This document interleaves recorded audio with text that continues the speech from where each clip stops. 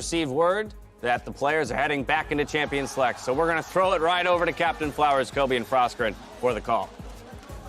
Ladies and gentlemen, welcome back. It's been a nice little break, and if you're in NA, you're welcome for delaying the game for a wonderful time for y'all to wake up and enjoy the show. Good morning, ladies and gentlemen, one and all. Welcome to what is probably the most anticipated match of the day here in Invictus Gaming versus G2 Esports. Both teams off to a 1-0 start, but only one gets to end the day undefeated. And we have talked it up and down, backwards and sideways all day, but here we go. Finally, I hope you got your popcorn ready and you are buckled in. So to catch everyone up, Invictus Gaming, they banned away all the crazy things. They don't want the Pug, they don't want the Tarek. Meanwhile, G2 are like, take away all the flex picks, but that does leave one available.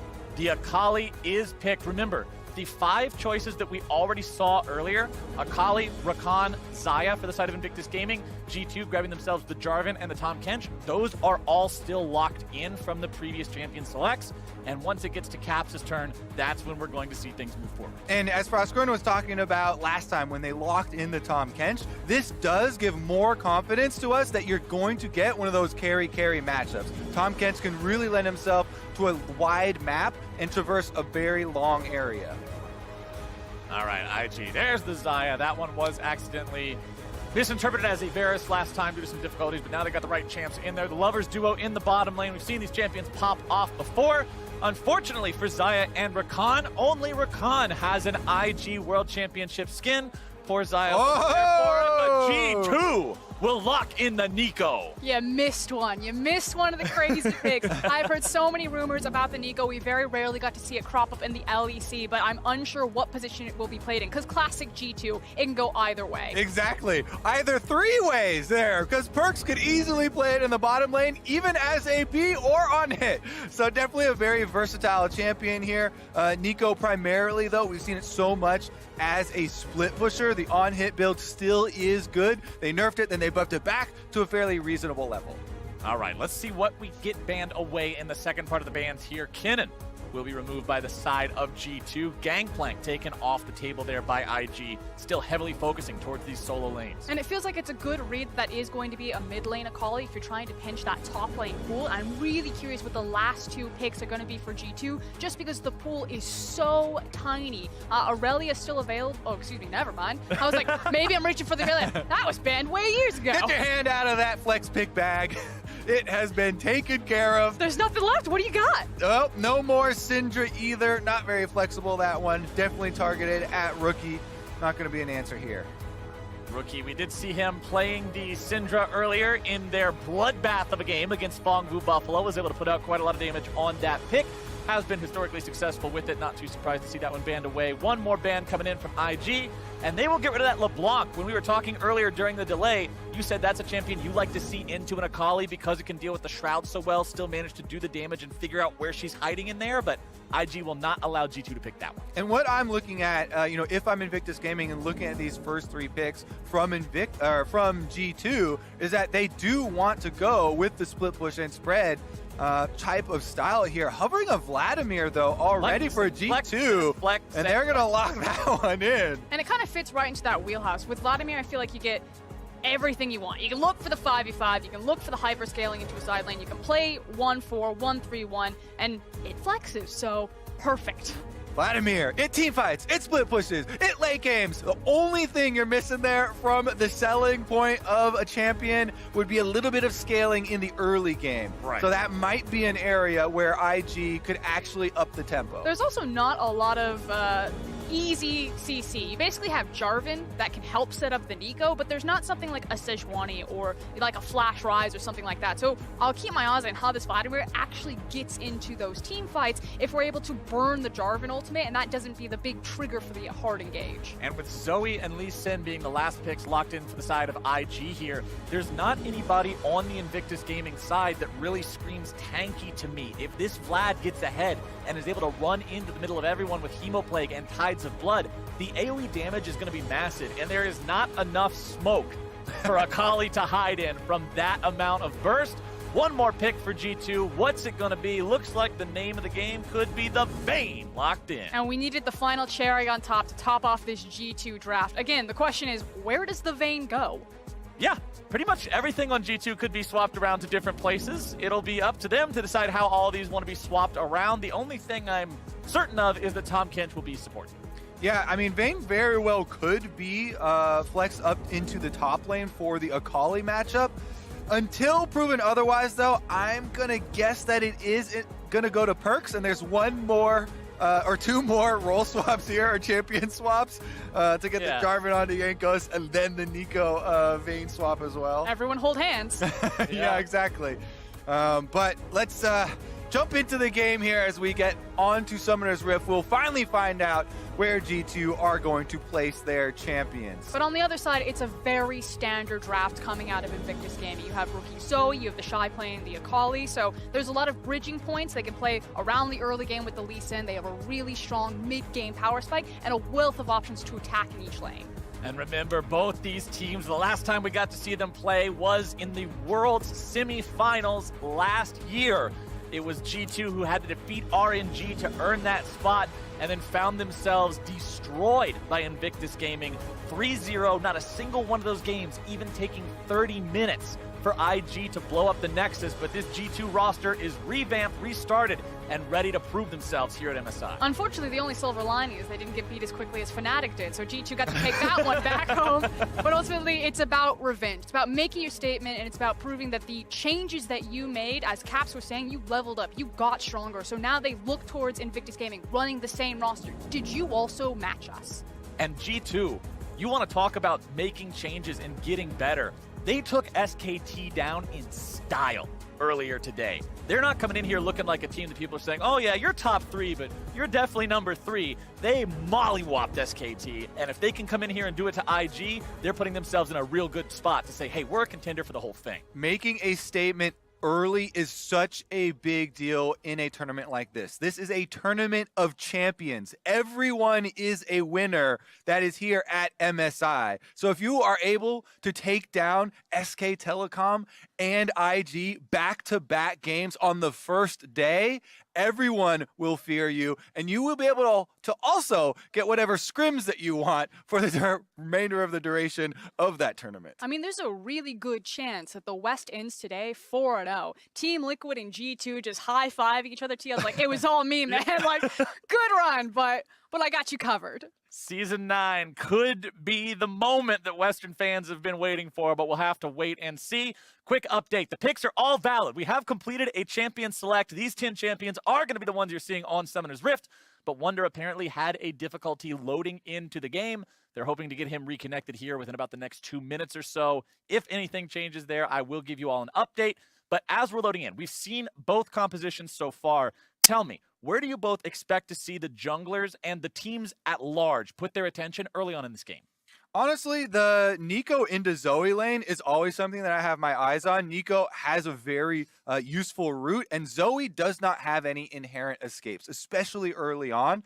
So Jarvan, perfect champion for going red buff level 2, instant gank towards min, try and burn at least a summoner or something, and you can really try and put the pressure on one of the star players. Everybody is looking at rookie versus Caps, and how will this go? And all the information we always get about Caps, he's a 10-0 or 0-10 player in scrims. You want him to be on the 10-0 side. And I'm also super interested to see how they'll use the Nico.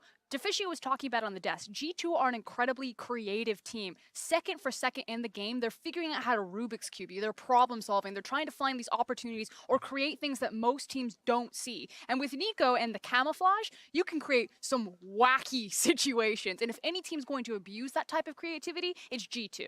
And G2 is also a team of veterans. Every single player on this roster has been around for at least 6 splits of play in the EULCS/LEC titles, whatever. It's always the same league of competition, but they've also attended playoffs so many times. We're not talking about guys here who have been around, but they've mostly been on teams that just were at the bottom of the table. They couldn't really make it. All of them have competed in playoffs so many times. They've competed in professional play for so long. I'm not surprised that this roster of 5 guys is the one that we're seeing say, all right, we've all got this wealth of experience, this wealth of knowledge. Let's play League of Legends in a new kind of way that makes everybody go, wait, what the hell? It kind of feels like the revamp that Moscow 5 brought to European League of Legends so far ago. When you throw your mind back, they just completely changed the way that Europe looked at the game. And G2 is kind of that next twist on the game. No one plays like them in the LEC. We call them baby Invictus Gaming, but if G2 take down IG, I think it's time to take that mantle back. And a lot of people kind of give them that baby IG name because of the power of the solo laners, but I really enjoy the fact that G2, not only did they steal away one of the other best players in the entire league in Caps, but now they have this extra wrinkle where they have a mid lane mage player in the bottom lane as well. So there are just so many different iterations, and not any other team can really follow in their footsteps that quickly because so many of the bottom lane players have always trained on AD carry marksman type. And it just makes us continuously ask these questions. Where is the Vayne going? Where is the Nico going? It can be swapped at any time. Now, it is Perks piloting that Vayne down there. And what's cool about this composition is that because you have a Vayne as your ADC, you're still able to play the side lanes in a 1-3-1 formation because of her dueling potential. And then you don't have to sacrifice having a CC utility-esque mage like a Nico in the mid lane. Exactly. And that's one of the reasons why Tom Kench was also locked in so early. These, by the way, the champion order, this is the pick order, not the people who have That's not Tom Kench jungle. That's not TK jungle with Vayne support. Sorry for all you faceless house subscribers out there. That's me. You picked the wrong one. Purple or die. Warband forever. That's the best one. Yeah, That's the 1v9 strat. I'm over on the council. You're over on, oh, you're one of those big brain players, huh? Out there calling shots and I don't know. I feel like that's the guy in solo queue spends more time typing paragraphs than he does playing the game. You've watched me play solo queue, so you know what happens. Yeah, I watched you tell your team, I'll check my bank account. You're welcome for carry. Don't flame me like that. I'm saying you did carry. I am complimenting how well you were able to drag that Teemo across the finish line, Frost. But we are about to hopefully get back in the game here soon. Players are re-entering Champ Select, remaking the lobby. Hopefully we can get everybody on to Summoner's Rift and finally bring you all IG versus G2. Earlier today, we saw what was not expected from either one of these teams in that G2 smashed SKT like we already brought up, but IG actually had a slugfest with Fongvu Buffalo. If you looked at the 6 games being played today and said, all right, find me the game that is most likely to be one-sided, most people would point at that one and say, yeah, IG favorites for the tournament, Fongvu Buffalo, the only emerging region here. Seems a little bit out of whack to me, but then Fongvu Buffalo just come out swinging. IG are dragged back down to their Fiesta-style roots, and we just get a blow-for-blow contest that, what was it, 17 kills at 12 minutes?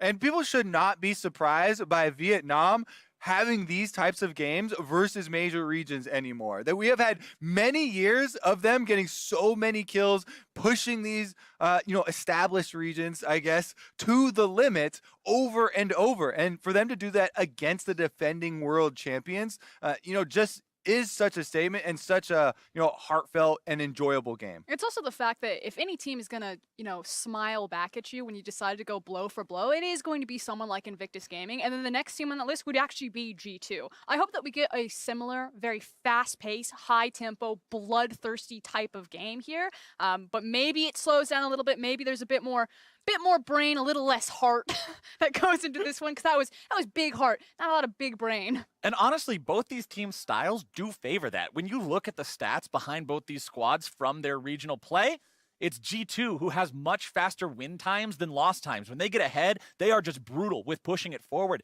And for IG, they are first in both kills and deaths combined at 15 minutes and kills per minute in not only the LPL, but among all 13 teams that competed at MSI, including the play-ins. And I specifically mentioned that part about play-ins because a lot of times it's teams from the emerging regions that are bloodier, that are more action-packed, and IG says, oh, no. Y'all sit down. Let me teach you how to play League of Legends. But I do want teams to kind of capitalize on the blueprint that PvP kind of showcased a little bit of. If you go and check the tape, look back at LPL Domestic, when Invictus Gaming do fall over, it's when you challenge them. This is not a team that has been shown to be beaten if you just kind of slowly scale them out and look for the team fight. You must go toe-to-toe. You must try to challenge them and contest them. Otherwise, they just run away with games. And a lot of the combined kills per minute stat especially for the first 15 minutes, is determined by the junglers. Jarvan and Lee Sin are both junglers that have a lot of options. They have a lot of mobility early on in the kit, and that is the biggest strength of these champions, that they can choose when to go in, when to go out, and try and gain information, then make the elevated choice. It also makes the jungle pathing that much more interesting because both these champions can also go over the wall, so try to get around, scout out some early vision, figure out where you're going to path around it, and catch someone off guard. I mean, we're talking about how the junglers are going to be paramount to those early game stats being what we expect them to be and how the champions facilitate it, and the players themselves. I mean, we all remember how important Ning was in IG's absolute trouncing of Fnatic during the World Finals just last year.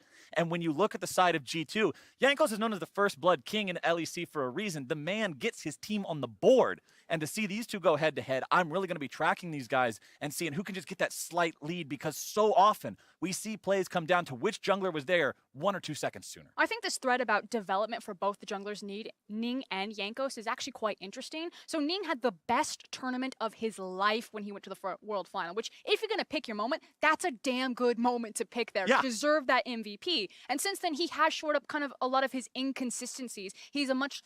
I'm going to say, not as much as a coin flip player. Okay, I'm like, okay. you have to like pick your moments because sometimes Ning can just run it down, but he's often very clever when he chooses to do so. And I really do like that kind of specification right there, because when we were watching and reviewing so many of the Invictus Gaming games that they played throughout this season, some of the plays people can look at a glance and think that it is a coin flip, right? But if you're going in and you're opting into a trade of one for one, you know, if it is a choice of a mid-game Rek'Sai for the enemy AD carry, then that is not a 1-for-1 equal value trade, right? That is definitely trading up on the side of Invictus Gaming. So even if you sacrifice your life jumping into multiple people to do that, I think that's one reason why some people have had kind of a misread on quite a few different players. And then if you look at the other side on Jankos, his development is he doesn't necessarily always have to be the first blood king. He can still be that carry jungler. He can still have those teeth.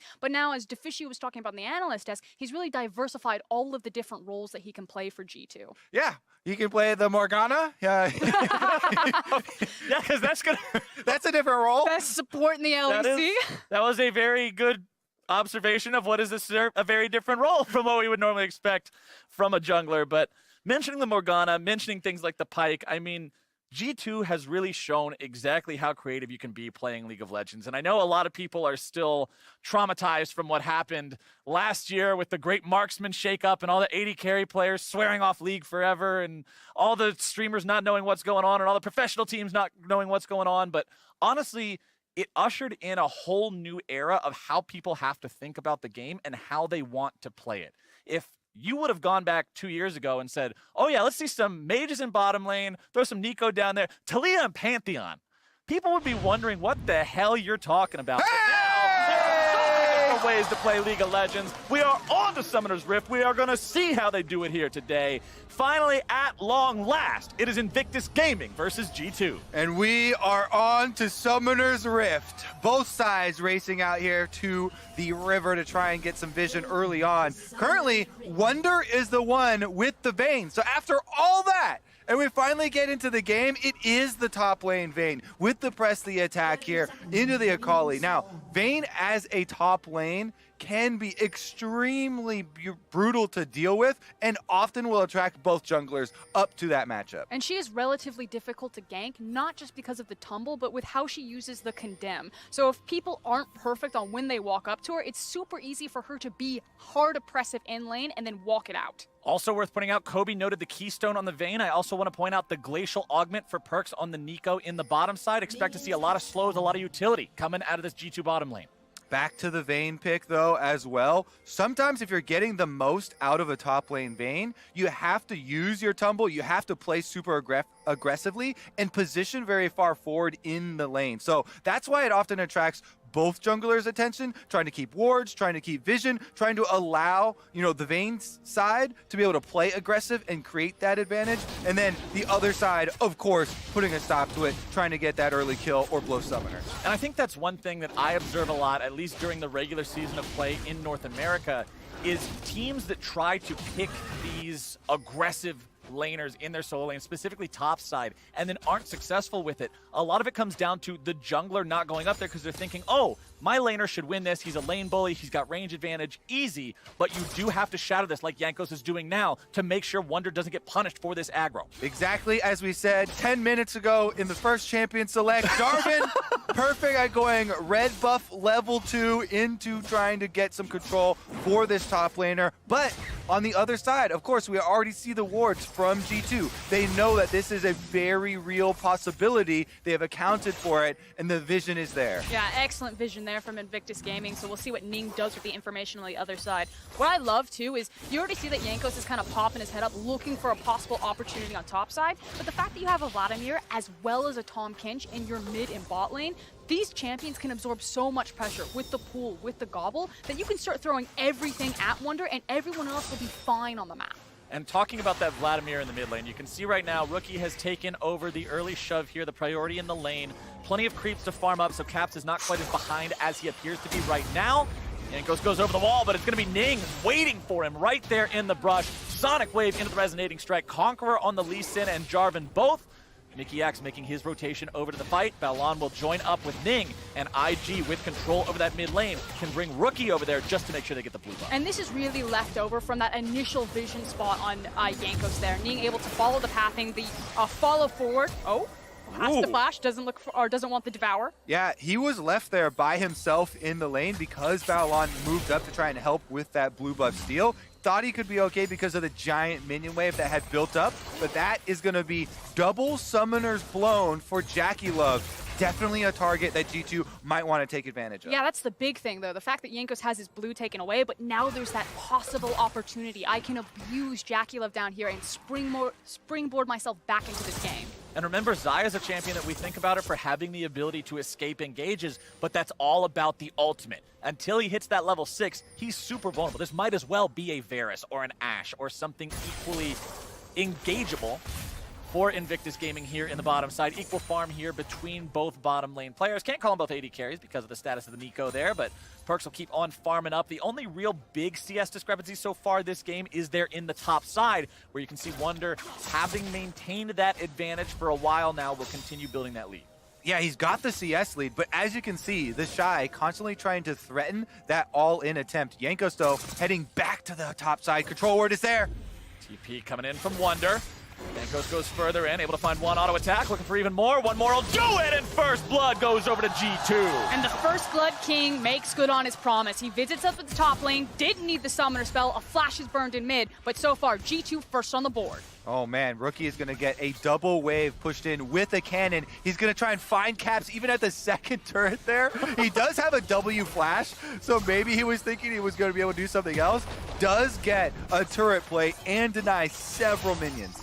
And for Caps, this is sort of feeling reminiscent of what happened to him during that World semifinal. It was Rookie who beat him during the World's final, back when Caps was on Fnatic, it was Rookie who was able to beat him in lane every single time. And right now, he's off to a similar advantage. Bottom side, Perks and Mikyx getting themselves into a 2v2, but going to be taken low on mana there.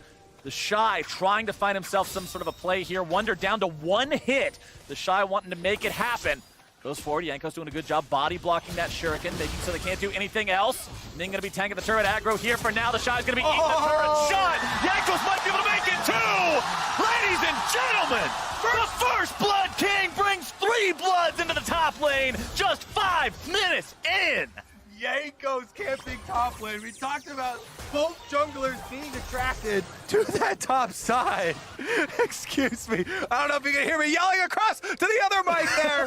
Cody is so hype. Jankos gets not number 1, not number 2, but also number 3. This is all 3, not only just the kills, but the credit as well. So big gold stacked up on this Jarvan. Let's take another look at how the Shy gets Wunder low inside, but Jankos comes in, uses the sweeper to try and reveal, does get the initial knock up here, and then it is the Shy and Ning that try and go for the tower dive. And here's the thing, you think this is disaster for G2. You're like, this is a 2v1 scenario, but Jankos and Wunder play it so well. Wunder being the initial bait here. You know Invictus Gaming are gonna bite, you know they're gonna look for it, and then expertly layered CC, make sure he finds the knock up, and then just sidestep, boop, See ya, Ning. You can't play that much better if you're Jankos there. G2 has to be happy with how that one played out. That Jarvan now sitting on completed Cinder Hulk, not even 7 minutes in. Yeah, the Shy and Ning also going to want that one back. Couple of mistakes there, taking the extra tower shots early on,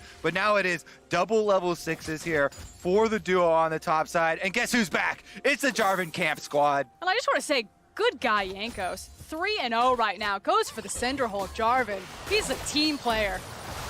Let's see here, Caps trying to find himself a little bit of a trade here onto Rookie in the mid lane. Wants to get the Empowered Transfusion, but Rookie's not going to allow him to do so. Able to find the Proto Belt, a little more coming through. Emo Plague drop down onto Rookie, who now has to try to get himself away. It's Jankos coming in, able to find the Cataclysm. Rookie with a flash out. That is his real flash, but he will survive. Yep, and Jankos is going to stick around to help him push out the lane as well. Allow him an extra timing. This is kind of the Invictus Gaming strength right now. It is the Zoe harassment on the Vladimir early on. As we talked about in Champ Select, the Vladimir, the one thing he's not bringing to the table is the early game. But just takes a level 9, make sure he gets most points into his Q. He'll be able to sustain that lane and should try to fight back a little bit at some of this Zoe poke. And bottom lane, you can see some poke coming out of the side of G2. Remember, Nico's root lasts forever if she can launch it through the creep wave and then hit you with it as the last target.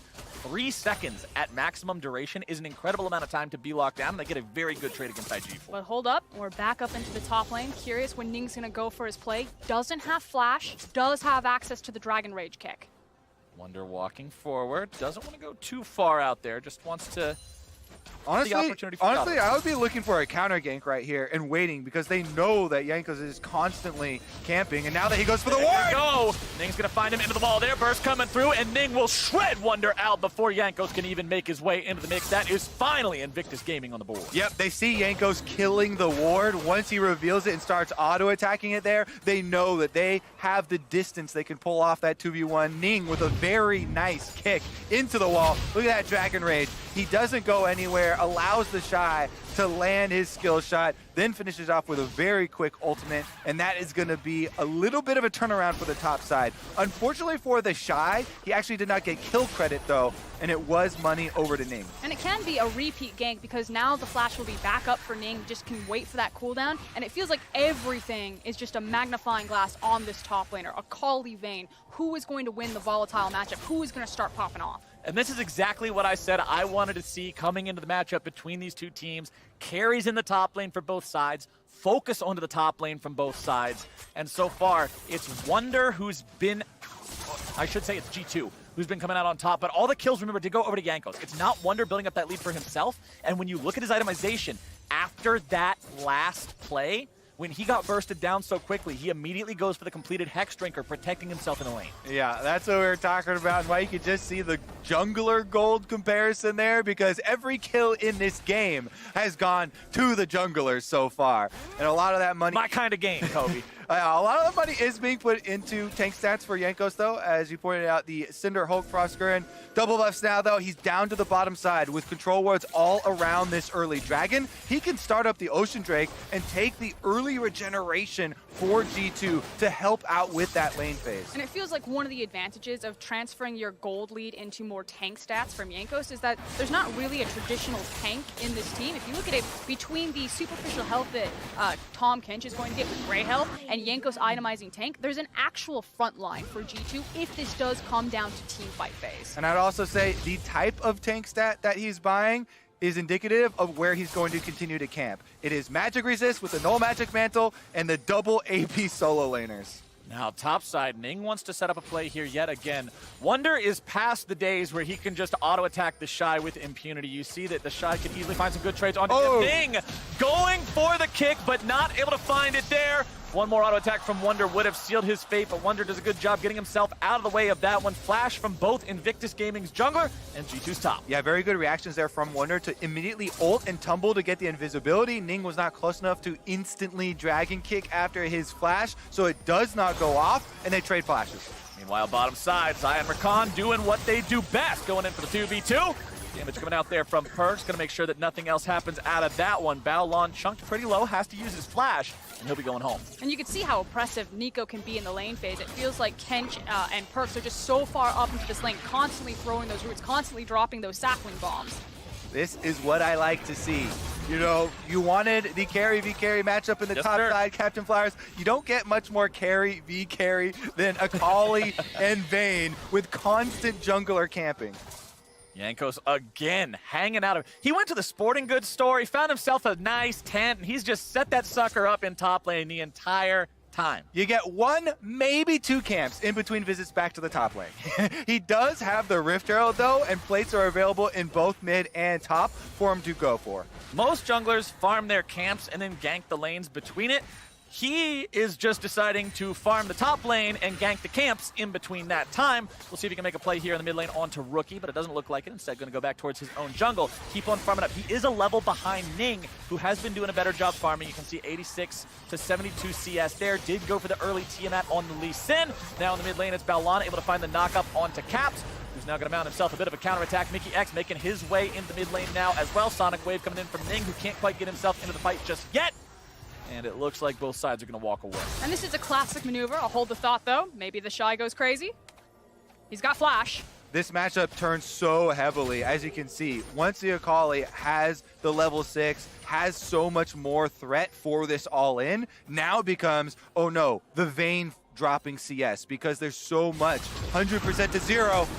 Oh, Rookie's in some trouble, trying to get himself away from this Cataclysm. Does still have his flash ready to go, looking to turn something around, maybe. He has backup coming in from the Shy, who makes his way in and finds the assassination into the shutdown onto Jankos. Cap's now in some trouble himself. A lot of damage coming in from the side of IG. Mickey X going to be taken down in the Dragon Pit at the same time into the 2v2. Back into the mid lane is Wonder going to be taken low. Cap's also below half HP. The Shy at 200. The disengage will happen as Perks looks to find something else here onto Baolon. Not going to get enough damage to kill. And suddenly Invictus Gaming bite back right there. Huge shutdown into the pockets of Akali of all things. And this is massive because while you have this Vayne, while she's getting so much attention, so many resources from Jankos, I'll hold it. Oh, nice pull there.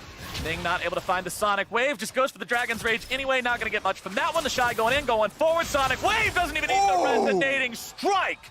And Wonder will have to walk away as Caps falls into a pool of blood. They will get down and dirty with you, G2. You must respect Invictus Gaming when they come to skirmish. With this Akali, who's going to win out in a late game? A hyper-fed Akali versus the 80 carry of the Vayne. My bet's on the Akali. Yeah, I think I'll agree with you on that one. Let's take another look at how all the craziness started. All right, Yanka's going to go in. They're trying to 2v1 at the beginning, but the first teleport is that of Invictus Gaming, and it is the Shy who arrives. Huge burst damage, but we're back out onto the field. Meanwhile, bottom side, it's Perks nearly killed here. Baolon and Jackie Love looking to maybe make something else happen. Rookie making his way down into the fight now. Thick Skin going to be keeping Mickey X alive for a little bit longer, but it's a nice play to frog legs for IG's mid lane. Invictus Gaming completely controlling the pace of the game now, turning the tides of these fights with the extra members joining and getting those victories in the small skirmishes. Yeah, and starting to shore up some of the CS disadvantages that they were at. Jackie Love just still slightly behind Perks, but everywhere else on the map, it's feeling very good for IG. Collectively as a team, they are ahead than G2's Jankos. All right, take another look at how this happened down bottom side. Baolon went all in on Perks. They're able to get him down. He flashes away, but as you know, Rookie comes down the river. Mickey X has nowhere else to go, and that's all she wrote. Rookie trying to find himself a kill there. Perks has been saved multiple times now by Mickey X and the Tahm Kench Devour. Of course, that's what you draft the champion for, but Mickey X, just this guy who's always on point for the side of G2. I want to take a break because we're going to have a little bit of action. There's no break to take. Jackie Love manages to outplay Caps underneath the turret. Is that the 0-10 maneuver there? That, I believe it has to be. Not what you want to see for the side of G2. Caps falls to 0-2 and 0 on this Vladimir. Rift Trail going to be summoned up here in the mid lane for G2, looking to knock down this mid lane tier 1 turret. Turret First Blood is still on the table. Getting that would manage to bring G2 back a little bit closer in this game. They are down almost 4K 16 minutes in. Yeah, that was actually a very low value Rift Herald. There are no more turret plates left available, so it's just a chunk on a tower. And they weren't able to finish off the tower either, so no immediate reward at all. Meanwhile, Invictus Gaming getting that kill on the Caps as well as the Infernal Drake. Mickey X going to be hurt up. Here's the counter initiation comes in. Baolon looking to lock down 3 different people. Wonder going to be taken very low. Baolon nearly falls, but Wonder's going to be taken out next. Mickey X cut to pieces. misses. It's a double kill over to the Shy, and they're looking to make even more happen now. Jankos might be ahead, but they're looking to cut him down once more. Gets himself away just barely. Cap coming in. Empowered Transfusion won't do a lot. Invictus Gaming pick up 3 for nothing. They got a couple injured health bars, but that's not going to stop them from taking down the Tier 1. Everything that you thought was in doubt over that PvP game, throw it out the window. This is Invictus Gaming. They will get down and dirty with you, and you must respect them when they have these comfort picks. Bow Lens Recon, time and time again, finding these key engagements. Everything that is important right now, keeping track of every single member of the enemy team. Here's another rerun of Caps going for the tower dive here. Chronoblast over to the side. I don't believe I ever saw a pool go off. Died without it. And he instantly dies on the bottom side there, so Jackie Love happy to get that one, but here's the second replay. The Jarvan initiation into the Bow Lawn lockup, and now we're back into another! Meanwhile, in the mid lane, it's going to be Jackie Love in some trouble. Going to be shut down as Caps gets himself on the board. He'll be taken pretty low. Rookie's going to grab the kill onto him as now Invictus Gaming makes their own counterattack. Ning goes on a rampage, taking down Perks. Mickey X is thrown up into the air, and he'll be taken down again as well. A double kill for Invictus Gaming's jungler. They may have lost their AD carry, but they'll find 3 in return. And they've got control of the map once again. Bottom turret is extremely low here. The Shy going in on a wonder. Oh, this is not where this Bane wants to find herself. The damage comes through. The Hex Drinker won't do a damn thing. Not versus Sork Boots, Oblivion Orb, and the converted... The Gunblade. Gunblade. It's grayed out. It's fine. It's hard to see. He already used his bullets, it's fine. Taking stock of this game, because it feels like everything else on fire all of the time, and as I say that, we gotta see how the first fire happened. Honestly, it's been a constant fire the entire game. 3-member dive from G2. They get capped with the big AoE. Perks following it right up there with the Nico, and they got the second root. But Rookie gets the kill onto Caps just barely. Ning healing off of it, and then with Baolon coming in with the shield, he doesn't go down. They finish up the second kill, and they're able to get down. And it feels like time and time again, it's Invictus Gaming having the numbers advantage in the collapse. When we were talking about this game, we don't get a chance. There's no talking about this game. Just kills all the time. There is never a chance to talk when it's G2 against IG. Pool comes out for Caps there, not making the same mistake as before. Barely escapes that last feather. He had to feel the wind from that one as he just barely walks away. Yeah, it's completely Invictus Gaming all the way now. Big root here from Perks. Are they going to be able to get anything off of it, though? Top lane Vayne 0, 3, and 0, even after having the help from Jankos there in the early game. 4, 2, and 2 for the Shy's Akali. Wonder in some trouble yet again. Tale as old as time, song as old as rhyme. Akali against an AD carry. Not quite, but the Flash is going to seal his fate. Teleport. That's the Shy picking up 1, but the cavalry has arrived. The Shy has no way out of this one. He'll surely fall to the collapse coming out from G2. They want to give the kill over to Caps. They'll do so, and that's his second of the game. Yeah, he used everything going for that tower dive. We might continue, though, here. Jackie Love and Baolon getting some damage onto the turret as G2 rotate up. They do have the extra inside track, I guess, on trying to get up there. Tom Kench ultimate is available if they want to try and defend topside, too. And that's what it feels like. You want to see G2 kind of focus more about their side lanes, kind of get everything in a row, and then look for these fights, try to rip Invictus Gaming around the map through their vision. That's how G2 normally win their games, but they're falling into the IG trap. They're trying to beat themselves to the punch, and they're not taking account of simple math. They don't have enough key members when they try to do it. And IG is so far ahead in this game right now. Nearly 7,000 gold at 20 minutes is an absolutely massive lead. And let's take another look at how the Shy made this one happen. Has a ward, so he's able to go right up to the corner, get the first burst damage onto Wonder. Then follows him onto the tower, uses the flash, and tags him with that final. Invictus Gaming constantly in the face of G2 Esports, pushing forward into the jungle, looking to cut off that vision, cut off that control over the map. They'll push on the tier 2 in the mid lane here now as well.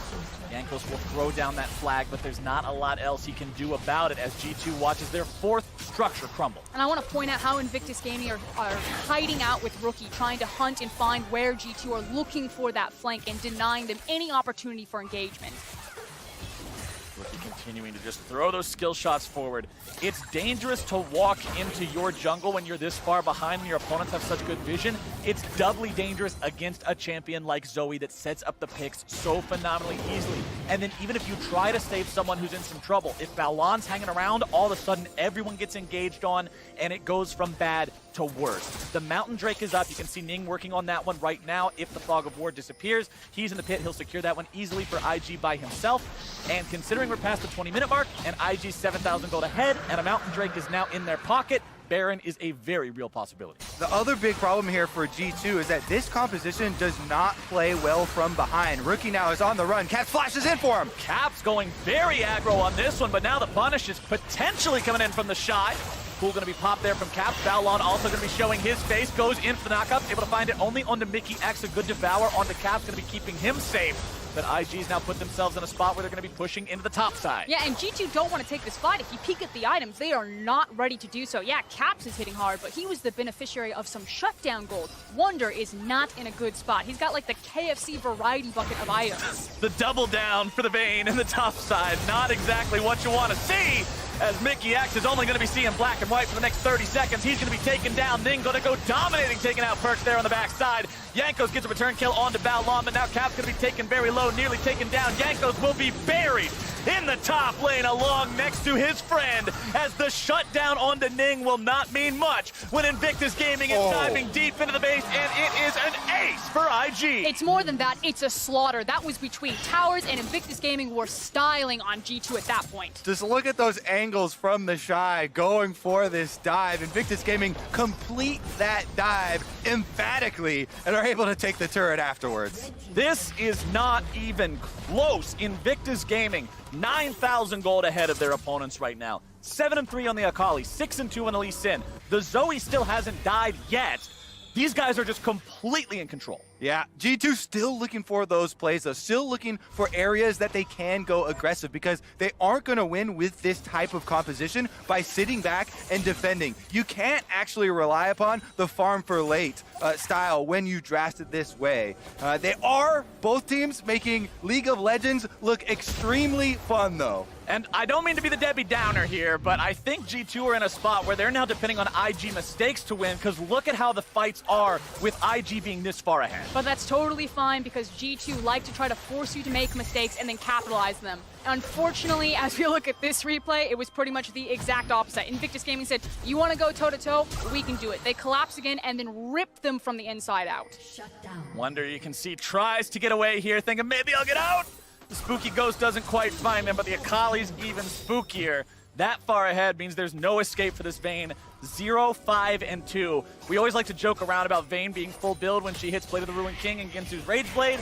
Well, considering she's died 5 times, considering the build had to be delayed by the Hex Drinker, she's still only at half of that build. As Yankos goes in, but he's going to be killed immediately. Perks are going to find the damage, not quite going to get it onto Jackie Love, who goes into the Featherstorm, getting himself away. Wonder's able to find the kill onto Ning, but now more damage coming out. Wonder going to be taken low, but not taken down. Perks grabbing the kill onto Jackie, as Caps will clean up Balon, and 3 die on IG. G2 rewarded for continuing to look for those aggressive plays. The Shy's trying to make them pay for it here, but he won't be able to track down anyone, and G2 get out with only losing 1 member. And they will not sit by and just watch themselves passively lose this game. They will continue to play forward and aggressive, and you're starting to see how this composition works. It's basically a Venn diagram of murder. Jarvan drops on one person, Nico drops on top of them, and then Vayne supposedly should be running around with Vladimir in the middle of that. We got a big ult circle from Jarvan, we got a big ult circle from Vlad, and if those all overlap with the big ult circle from Nico, we've got success. But if they don't, IG's able to move forward like this. Wonder taken down to 1/3. Invictus Gaming still not scared. Even after losing 3 guys, the last 2 keep pushing. It's looking more like a Jackson Pollock to me. Maybe some finger painting all over the place, because this has been an insane match.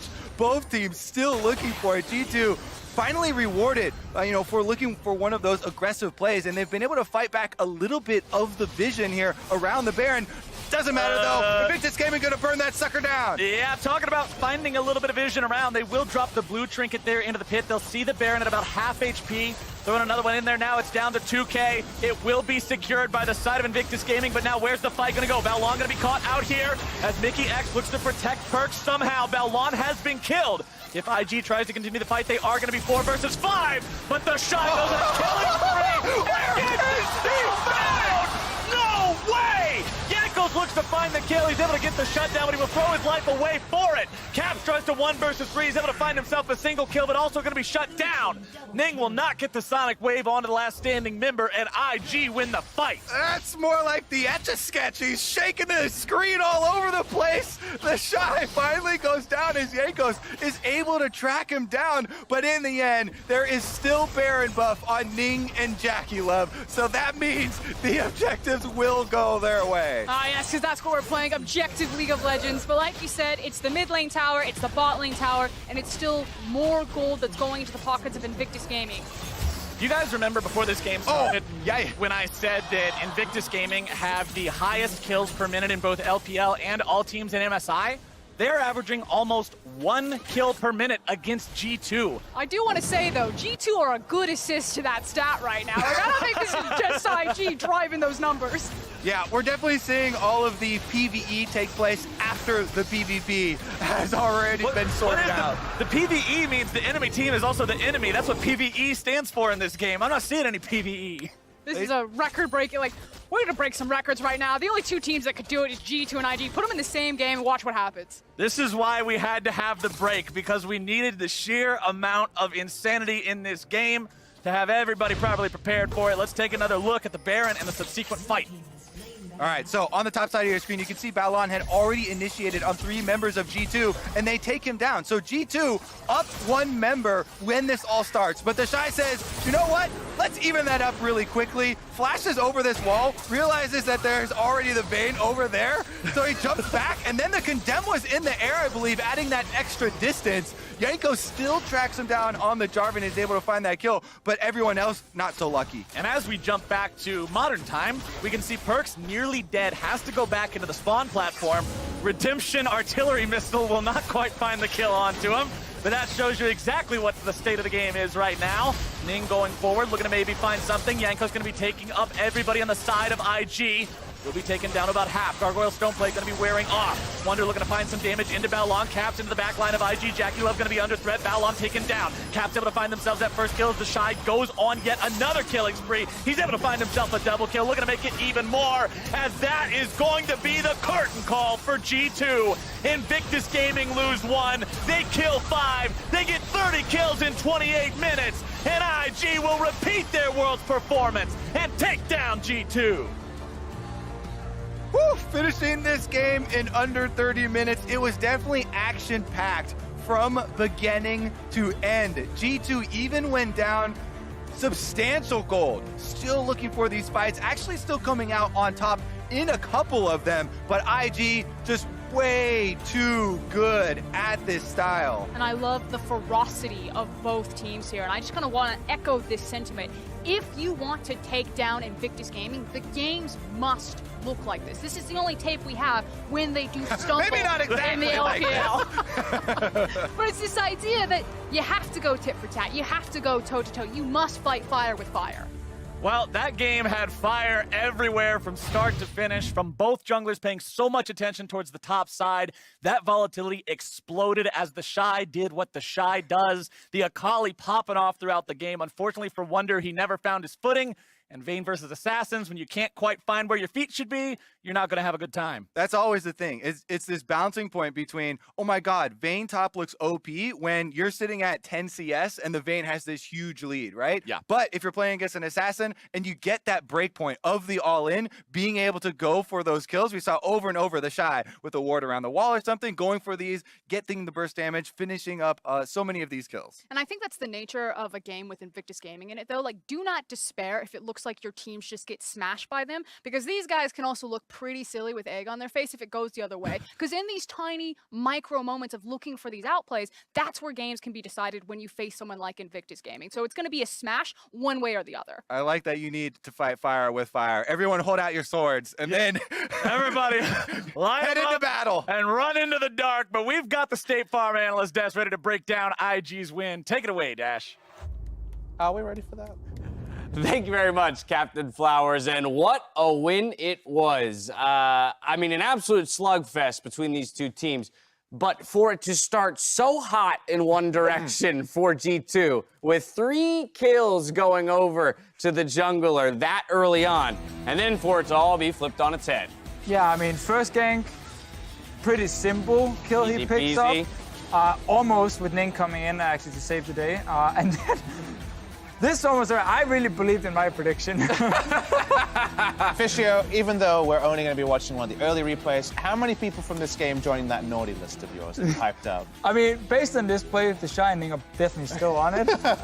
They did, of course, redeem themselves later, but Why are you even trying? What are you looking for? Oh, that's I heartbreaking. mean, Jankos right there. actually played it very well.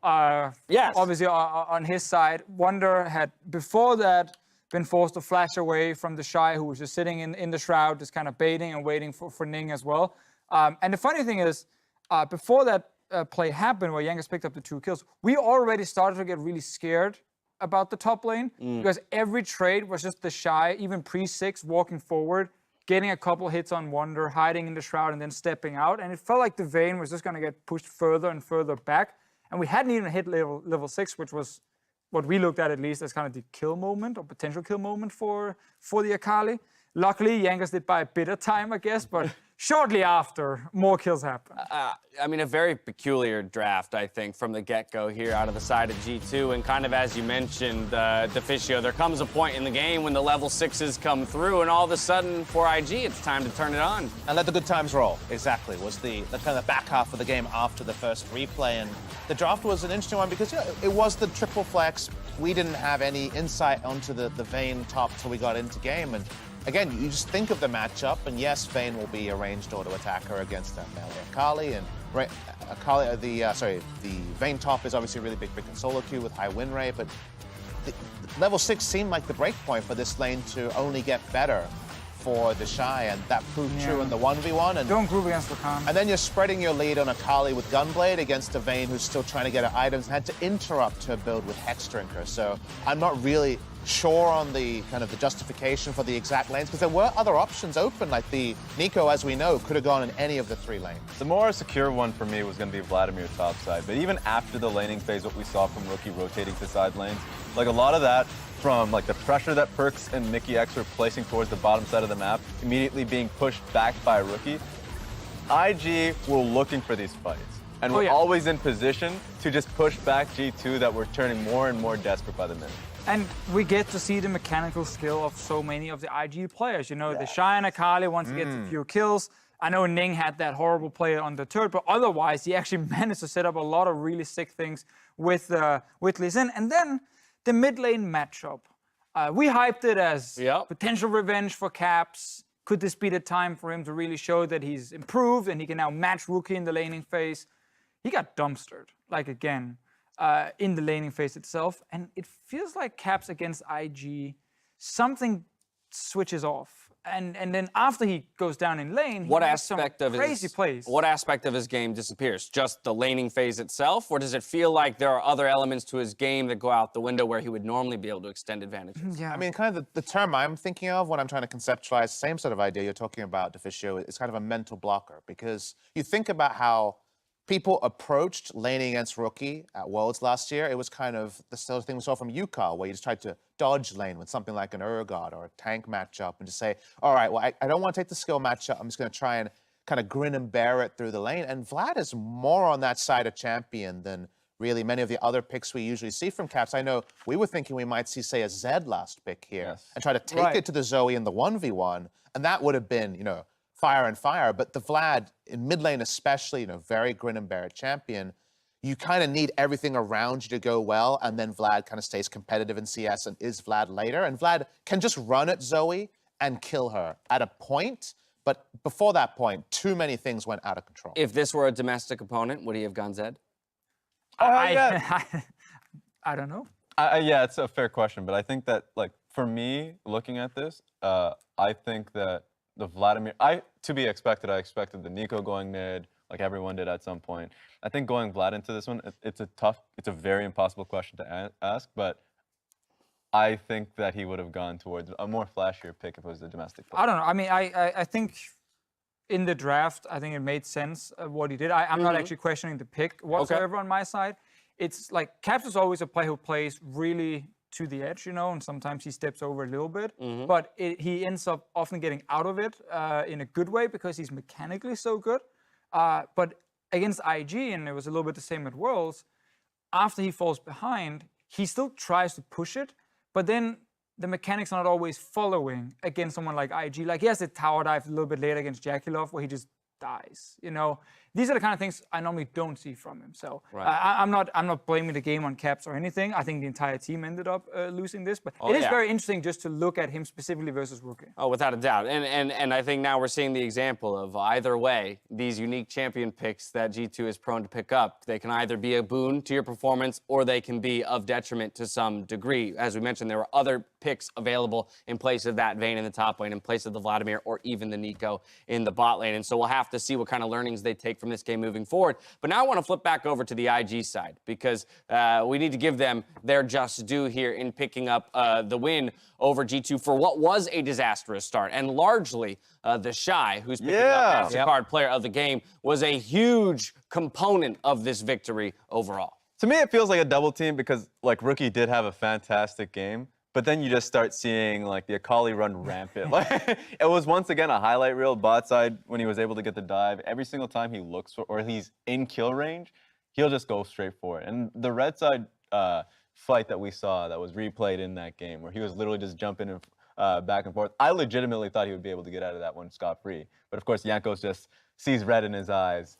I love being able to see the Shy play once he's freed out of that lane, because that lane was looking tough. He was getting smacked down, but unfortunately for G2, he was able to start accruing more gold. Well, in one of the premier battles here on the first day of MSI Group Stage, IG comes out on top. When we return, though, Team Liquid and Fong Vu Buffalo rematch to conclude day one. Don't you miss it.